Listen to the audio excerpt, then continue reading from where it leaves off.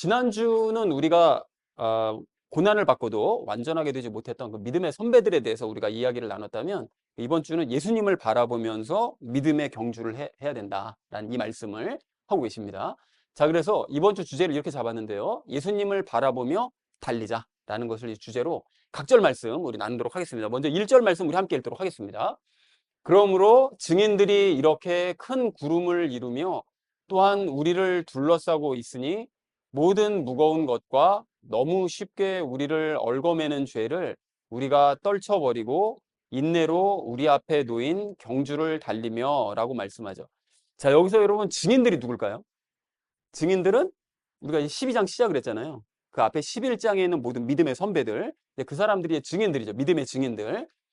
자, 그런데 그분들이 큰 구름을 이루며 또한 우리를 둘러싸고 있대요. 그러니까 마치 큰 구름과도 같은 그런 모양으로 우리 주변을 둘러싸고 있다는 거죠. 그러니까 이 믿음의 눈으로 성경을 읽으면 이제 그분들이 우리를 둘러싸고 있다는 것을 볼 수가 있습니다. 마치 그 엘리사를 잡으러 군사들이 왔을 때 엘리사가 그 종에게 그 눈을 뜨게 해줘서 산 주변에 그 불과 같은 그런 모습으로 서 있는 천사들을 보여주잖아요.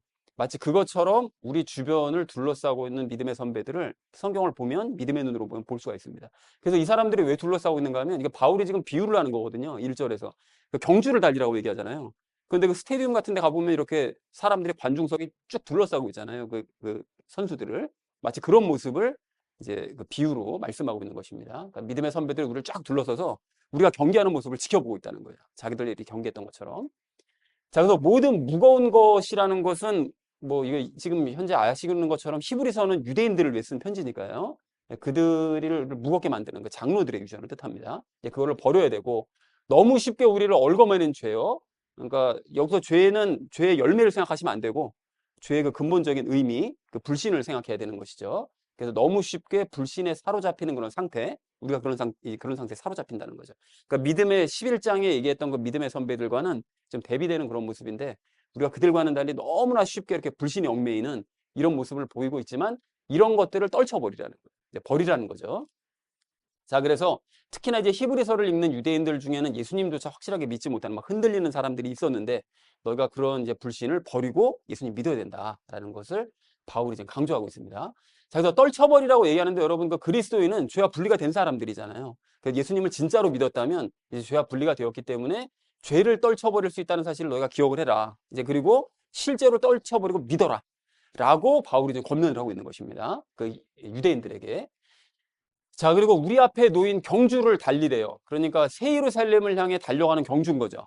고린도전서 9장 24절에서도 얘기를 했던 것처럼 믿음의 선배들이 11장에서 얘기했던 믿음의 선배들이 다 무엇 보고 달려갔죠? 천국과 새 예루살렘 보면서 이 땅의 삶을 포기하고 달려갔잖아요. 근데 그것처럼 너희도 새 예루살렘을 향해 달려가라. 선배들처럼 라고 이제 권면을 하는 거죠. 그런데 새 예루살렘에 가기 위해서는 일단 두 가지가 구원을 받아야 되는 거잖아요. 예수님을 믿음으로 말미암아 영의 구원을 받아야죠, 당연히. 그리고 영의 구원을 받은 사람은 어떻게 해야 되죠? 그 이후에 예수님을 닮기 위해 또 혼의 구원을 열심히 받음으로써 혼의 구원까지 이루는 사람, 그걸 믿음으로 이루는 사람, 영과 혼의 구원을 이루는 사람이 새 예루살렘에 갈 수 있는 거죠. 그러니까 너희가 영의 구원, 혼의 구원을 이루기 위해 열심히 달려야 된다라고 얘기하는 거죠. 그러니까 아직까지 예수님을 잘 못 믿어가지고 왔다 갔다 하는 사람들은 예수님 믿어서 영의 구원 받고 영의 구원 받은 이후로는 혼의 구원을 받기 위해 열심히 경주하고 그래서 새 예루살렘을 바라보며 달려가자. 왜냐하면 우리 주변을 둘러싸고 있는 관중으로 있는 그 믿음의 선배들이 지켜보고 있으니 우리 열심히 경주를 한번 달려보자 라고 바울이 권면했다라는 것이 1절의 의미가 되겠습니다. 자, 그래서 1절을 이렇게 정리할 수가 있겠는데요. 많은 믿음의 선배들이 우리를 둘러싸고 바라보고 있으므로 우리는 장로들의 유전과 우리를 쉽게 사로잡는 그 불신 다 떨쳐버리고 유대인으로서의 그런 잘못된 모습들 다 떨쳐버리고 예수님을 믿을 뿐만이 아니라 그 닮는 것을 목표로 인내하면서 믿음으로 열심히 새 예루살렘 향해 달려가야 된다 라고 얘기했다는 것이 1절의 의미가 돼요. 뭔가 이렇게 웅장한 느낌이 들지 않으시나요? 저는 이 1절을 보면서 막 가슴이 확 막 뜨겁게 차오르는 그런 느낌이 막 드는데요. 자, 그래서 이어진 2절 말씀 우리 함께 읽도록 하겠습니다. 우리의 믿음의 창시자요 또 완성자이신 예수님을 바라보자. 그분께서는 자기 앞에 놓인 기쁨으로 인해 십자가를 견디사 그 수치를 멸시하시더니 이제 하나님의 왕좌 오른편에 앉으셨느니라 라고 말씀합니다. 믿음의 창시자라는 말씀을 하는데 그 앞에서 언급한 그 경주를 할 때 신앙인에게 필요한 건 노력이 아닙니다, 여러분. 노력이 아니라 믿음이죠. 그러니까 유대인들처럼 자꾸 노력하려고 그럴 게 아니라 너희가 이제 생각을 바꾸고 그걸 버리고 이제 믿음을 가져야 된다라고 얘기를 하는데, 이 믿음은 구체적으로 예수님의 믿음이죠. 우리가 알고 있는 것처럼. 근데 그 믿음을 처음 만드신 분은 당연히 예수님이십니다. 예수님의 믿음이니까. 예수님께서 이 땅에 오셔서 하나님이 다 이루어 주실 거야 라는 걸 믿고 사신 것처럼 우리도 예수님이 다 이루어 주실 거야, 이거를 믿고 사는 거죠. 이 믿음을 가져야 된다. 그래서 예수님이 그 우리가 가지고 있는 예수님의 믿음의 이제 창시자 되신다. 그리고 또 완성자 되신데요. 뭐를 완성하셨다는 거냐? 예수님께서는 죽으시는 순간까지 그 믿음을 가지셨죠. 그래서 믿음을 완성하셔야 되는 것입니다. 예수님이 여러분 죽으실 때 뭐 잘 아시는 것처럼 십자가에 못 박히셨을 때는 어떻게 되신 거죠? 그 하나님과 연합한 상태가 아니었죠. 그냥 순수한 인간의 상태로 죽으신 것입니다. 그러니까 거기다가 또한 죄까지 다 짊어지셔서 뭐 믿을 수 있는 상태가 아니었어요. 지금 온몸도 만시창이가 되고. 그래서 믿음을 가질 수 없는 상태였는데 마지막에 뭐라고 고백하시고 죽으시죠? 하나님, 저의 영혼을 아버지께 맡깁니다 라고 말씀하시면서 돌아가시잖아요. 그러니까 끝까지 믿으신 거죠. 그 믿음을. 그러니까 그 믿음을 끝까지 가지심으로써 이 믿음을 완성해내시는, 인간의 몸으로서도 완성해내시는 이런 모습을 보이셨다라고 얘기합니다. 그렇기 때문에 우리가 어떻게 된다고요? 그 유대인들을 비롯한 우리가 어떻게 되냐면, 우리도 예수님처럼 그 예수님의 믿음을 가지고 믿음의 경주를 끝까지 달려가야 된다, 완주를 해야 된다라는 것이 2절의 의미가 되겠습니다. 자, 그래서 2절 하반절 말씀을 보면 예수님에 대한 이제 부연 설명을 하는데요. 예수님께서는 자기 앞에 놓인 기쁨, 뭘까요? 예수님께서 돌아가시기 전에 그 바라셨던 기쁨이 뭐냐면 부활의 기쁨이요. 그리고 부활 이후는 어디로 가시죠? 다시 이제 하늘로 가시는 거잖아요. 이제 천국과 그 이후는 이제 새 예루살렘 가서 우리랑 같이 사실 건데, 그거를 얘기하는 거죠. 그러니까 부활과 승천의 기쁨. 그러니까 우리도 마찬가지인 거잖아요. 우리가 이제 죽고 나면 앞으로 이제 장차 우리는 부활할 것이고, 그리고 그 이후로는 하나님 계신 하늘, 천국과 새 예루살렘을 갈 것이다. 이런 기쁨을 이제 가지고 있는 거잖아요, 사실은. 그거를 얘기하는 것입니다. 똑같이 예수님께서 가지셨던 바로 그 기쁨. 그것 때문에 예수님은 십자가의 고통도 견뎌내실 수 있었고, 수치도 기꺼이 멸시하실 수 있었다는 거예요. 그 기쁨만 바라보고. 그러니까 예수님께서는 죄와 연합해서 이제 죄인이 되셨지만 그 죄인이 되었다는 그 수치를 다 멸시하신 거죠. 왜냐하면 좀 있으면 나는 기쁨을 얻을 수 있다. 그러니까 십자가의 고통도 견뎌내신 거죠. 이 기쁨 때문에. 그러니까 너희도 그래야 된다는 것이죠. 자, 그래서 2절 말씀을 이렇게 정리할 수가 있겠는데, 예수님의 믿음을 창시하시고 완성하신 예수님을 바라보면서 믿음의 경주를 우리 함께 완주하자. 예수님께서는 부활과 승천의 기쁨 때문에 죄인이라는 수치를 멸시하시면서 십자가를 견뎌내셨다. 그 고통을 견뎌내셨다. 그래서 지금 어디 계시냐? 지금은 하나님의 왕자 오른편에 앉아 계시지 않냐? 그러니까 너희도 지금 겪고 있는 고통과 수치를 조금만 견뎌라. 그러면 너희도 곧 하나님의 왕자 오른편에 앉을 수 있다라는 것, 실제로 앉을 수 있다라는 것을 우리에게 이제 권면을 하고 있는 것이죠. 자, 이어지는 3절 말씀 우리 함께 읽도록 하겠습니다. 죄인들이 자기를 대적하여 이처럼 거역한 것을 견디어내신 분을 깊이 생각할지니 이것은 너희가 너희 생각 속에서 지치고 기진하지 아니하게 하려 함이라 라고 말씀합니다. 그 죄인들이라는 거는 그 예수님을 못 박은 그 유대인들을 얘기하는 것입니다. 그 죄인 유대인들. 자, 그래서 죄인인 유대인들은 그 자기를, 그러니까 예수님을 대적해서, 그러니까 하나님의 아들이신 예수님을 대적을 해서 이처럼 거역을 했죠. 십자가의 고통을 주고 수치를 주고 그러면서 이제 거역을 한 거죠. 여러분 뭐 예전에도 말씀드렸지만 십자가에 못 박힐 때는 뭐 우리 성화에서 보는 것처럼 뭐 이렇게 몸 가릴 거 다 가리고 박히는 거 아닙니다. 완전히 알몸으로 박히는 거예요, 그냥. 그리고 밑에서 막 조롱하는 거죠. 저까짓게 하나님의 아들이냐 막 이런 식으로 온갖 수모와 모욕을 다 당하신 거예요. 이제 그 모든 것들을 그 유대인들이 그런 식으로 거역을 한 거죠. 하나님을 거역을 한 거죠. 그런데 그것을 예수님은 견뎌내신 거예요. 그 모든 수치를. 그것도 이게 우리는 같은 사람일 수 있는데 예수님 입장에서는 자기가 창조한 자들이잖아요. 그러니까 마치 그 자식에게 수치를 당하는 부모의 마음으로 그런 걸 모든 걸 당하신 거죠. 그리고 견뎌내신 거죠. 예수님께서는 장차 얻으실 그 기쁨, 그 2절에서 말씀하신 기쁨 때문에 그 고통과 수치를, 모든 고통을 다 견뎌내셨다. 그러니까 너희가 고통스럽거든, 혹시 수치스러운 일을 당하거든 예수님 기억해라. 예수님 그 모든 일을 먼저 당하신 그분을 기억하면서 너희가 위안을 받아라 라고 얘기를 하는 것이죠.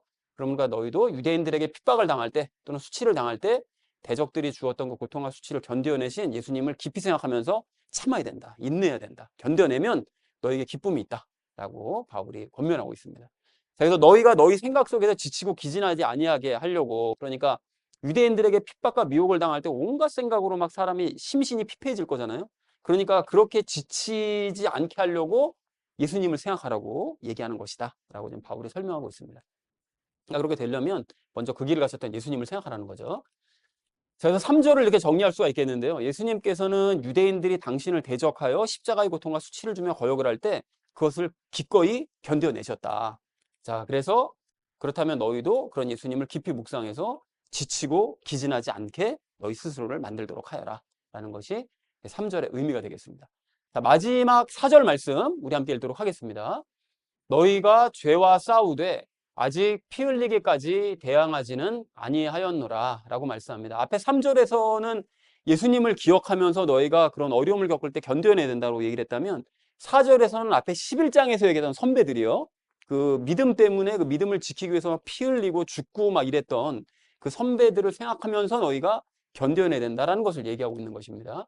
그래서 히브리서를 읽는 이 유대인들이 그 믿지 않는 유대인들의 핍박과 미혹 때문에 예수님을 이제 확실하게 믿지 못하는 그런 상태라고 그랬었잖아요. 자, 그랬는데 그래서 이제 불신과 싸워야 됐던 거죠.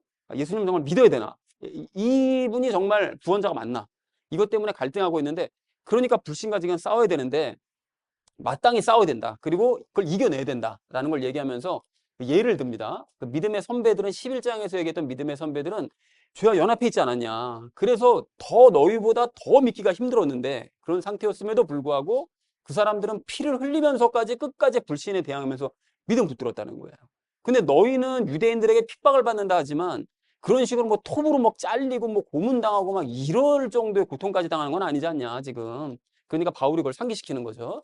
그러니까 너희는 히브리서를 읽는 너희 유대인들은 선배들처럼 믿음을 지키기 위해서 피까지 흘려야 되는 상황은 아니므로, 그러므로 너희는 마땅히 감사하면서 어떻게 하라고요? 선배들을 본받아서 믿음을 붙들고 예수님을 믿어야 된다. 반드시 죄와 싸워 이겨서 예수님을 믿어야 된다 라고 얘기하는 것이 이 4절의 의미가 되겠습니다. 그래서 4절을 이렇게 정리할 수가 있겠는데요.